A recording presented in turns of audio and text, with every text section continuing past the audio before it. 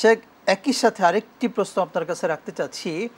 আমরা জানি খেলাধুলায় বাজি ধরা হয়ে থাকে, ইন্টারন্যাশনাল যে ক্রিকেটগুলো আছে বা বিভিন্ন খেলাধুলায় কিন্তু বাজি ধরা হয়ে থাকে।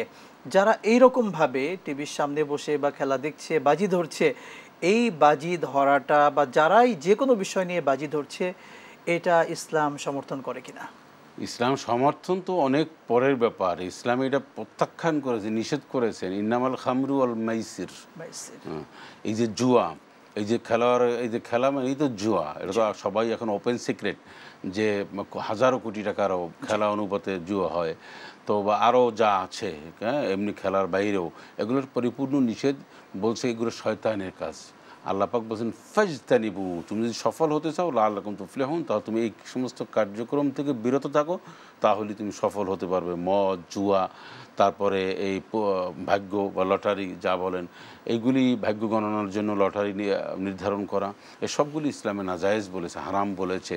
এর মধ্যে কখনোই কল্যাণ নেই। পৃথিবীতে এইরকম কাজ করে কেউ সফল হয়েছে বলে আমাদের জানা নেই।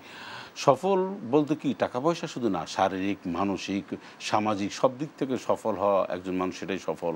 দেখা যায় যে একজন মানুষ অশ্লীল বেহাপনার সাথে জড়িত, মদ, জুয়া, হারাম কাজের সাথে, টাকা আছে, সেটি কিন্তু শরীরটাকে খুব খারাপ।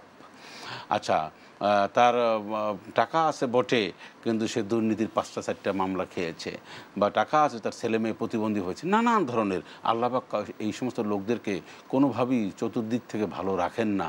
এটাই আল্লাহ পাকের ওয়াদা, রসুল আকরাম সাল্লাল্লাহু আলাইহি ওয়াসাল্লামের ওয়াদা, যে এরকম হারাম কাজের সাথে যারা জড়িত থাকবে আল্লাহ পাক তাদেরকে কোনোভাবেই ছাড় দেবেন না, কোনো দিক থেকে ছাড় দেবেন না। তাকে এমন একটা বিষয় তাকে ডাউন করে দেবেন, এমন একটা বিষয় তাকে এমন একটা প্রবলেম করে দেবেন যে সারাটা জীবন এই কষ্ট নিতে নিতেই তাকে দুনিয়া থেকে বিদায় নিতে হবে।